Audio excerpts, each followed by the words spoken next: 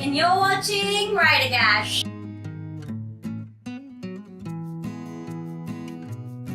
Welcome to day 10 of 2 weeks of ACOTAR. So today I'll be doing a Rhysand Rant, and like I did for the Tamlin Rant, I cannot say Tamlin's name throughout this video, and that will shorten this video by a lot because I could talk about Rhysand for hours, and most of the time I'm usually comparing him to Tamlin and saying how he's amazing and Tamlin's not.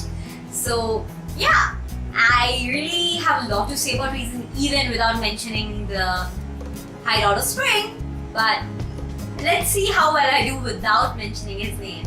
Before I go into it, I would like to warn you guys, there will be spoilers for ACOTAR, ACOMAF and ACOWAR. How can I start talking about Rhysand without saying he's amazing, and every word, every purr out of his mouth is like heaven. It's like his personality, his cockiness, his need to protect his people, his sacrificing nature, it's all amazing. He sacrifices himself every day for 50 years to protect his people, to protect Valaris, to protect his friends, and he doesn't think about himself at all. That shows the kind of person he is, that shows how amazing he is, and I have nothing but absolute respect for Rhysand.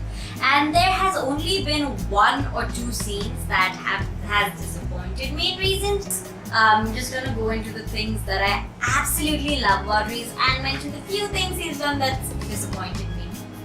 I love the fact that Rhys sends Farah to the Weaver to win her ring, and it's just so sweet. Like his mate goes into the stronghold of one of the most ancient creatures in Prithian, a death goddess, by the way, when we learn in ACOWAR. Anyways, he sends his mate into the stronghold of someone that dangerous, and yet he does it because he respects his mother, he respects her wishes, and he respects the fact that she wanted Rhys's future mate or wife to be strong enough or cunning enough to do something like that. And even though it would have killed Rhysand, he still does it, and that just shows how amazing he is. And he's been broken, he's been beaten and bruised by so many different things in his life. He was in the war 500 years ago when he had to go through that and see his friends go through everything, live in fear of his family, his brothers dying constantly, and everything that happens, and he still is such a remarkable guy.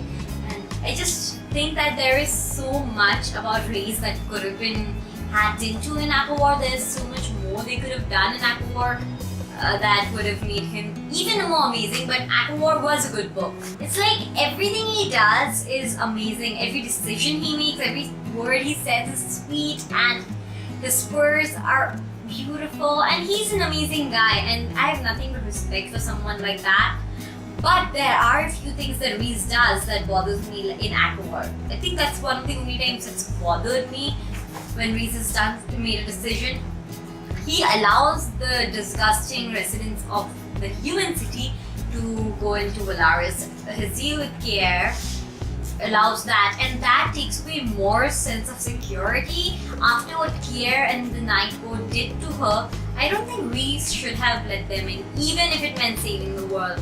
Like, he has always displayed himself as a family guy, right? He's always protected his family, but in doing that, he's destroying more sense of safety. He's destroying her security, and he's destroying security of the city of Valaris. And I think it also bugged me that he didn't tell Farah that he was going to do that. And I know that if she had known, she would have told more, and more would have reacted badly. But I do think he should have told more, because more should have been prepared. It's not something that should have been sprung upon her during the meeting.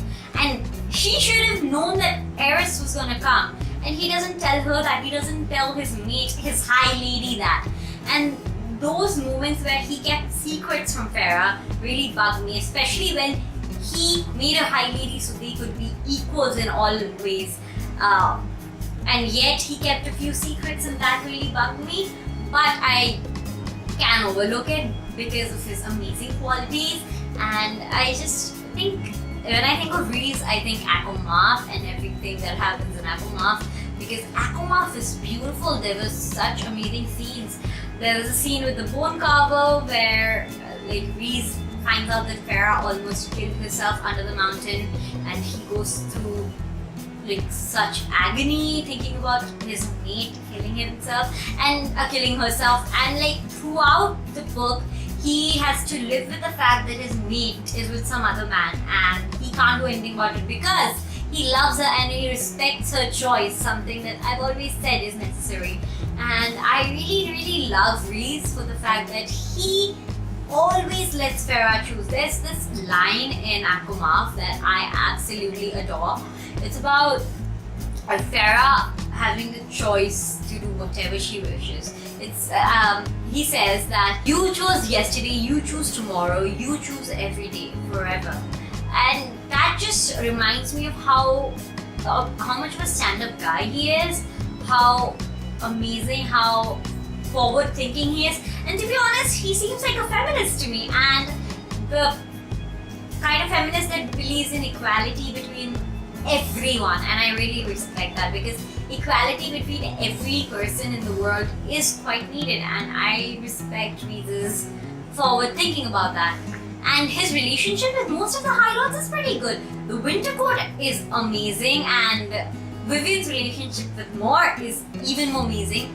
And Kalias and Rhys are good friends, and Rhys and Hellion, they have so much in common. They both portray this harsh, cocky outside wherein they care about nothing, and they're extremely crude people, but on the inside they're both so much fun. When Hellion shows up in their suite, he's such a good guy, and I really love that. And honestly, Farah discovering that Hellion may be Lucian's father, hands down amazing, because I would really love Lucian not to be the High Lord of Autumn's son, because High Lord of Autumn is disgusting.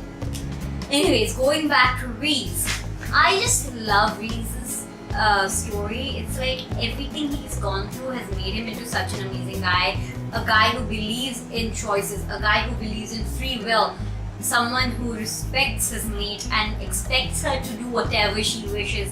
I love the scene in the Night Court in ACOWAR where Rhys and Farah, for the first time as High Lady and High Lord, go to the Night Court, and there's only one throne, and Rhys takes her by the hand, escorts her to the throne, and everyone gasps because she's sitting on the throne and he's sitting on the armrest. I don't know why the fact that he's sitting on the armrest instead of the throne, it really gets me all warm and gooey, because it shows how much love and respect he has for Farah, how open-minded he is compared to all the other High Lords. And even though I think Callias may make Vivian his High Lord, Callias may make Vivian his High Lady, and I'm hoping by saying this a billion times that may be true, even though we may never know. Anyways, but this is something I really want to see, and that scene where he makes everyone bow to her, to respect her, and how she expresses her power. It's just hands down the most amazing scene. And he's always there for Farah when she needs him, and he knows how to be there for her. He's there for her. He knows when to cross the line and when not to. And he's the kind of person that you can respect and love and enjoy life with. And I just love the fact that Farah and Rhys make a bargain at the end of the series, wherein they decide that when they die together. That's one of the most beautiful things in the world. And another scene that I absolutely love is the Starfall scene in ACOMAF, because that just is such a sweet, wonderful, beautiful scene between my favorite couple, Rhysand. They were so amazing in that scene, I have to say. It was one of my most cherished scenes. The whole things with the spirits splattering them and then Farah painting for the first time. It's just, when I talk about Rhysand, when I talk about Rhys, I get all choked up.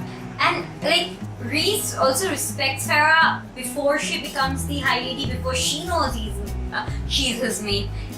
every time they have a appearance in front of people, she's always wearing a crown. It's not just him that wears a crown.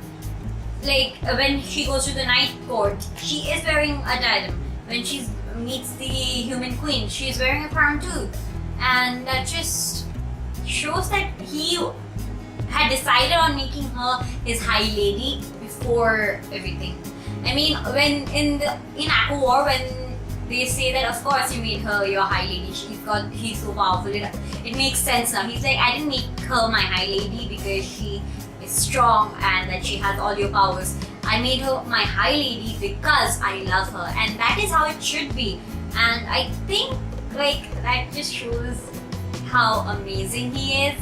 And like, I'm just gonna talk about one more thing before I end this video.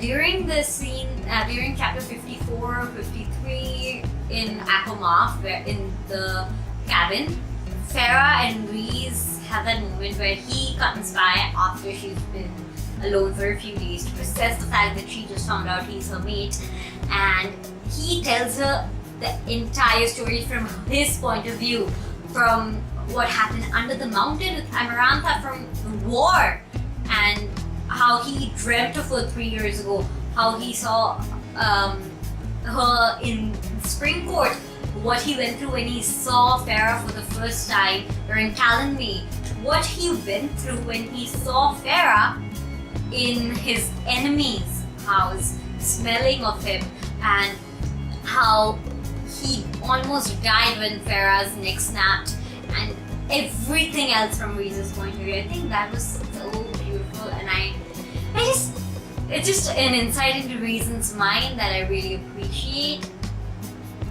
Anyway, so I think that's it for my Rhysand rant, and I hope you enjoyed it. If you did, give it a thumbs up.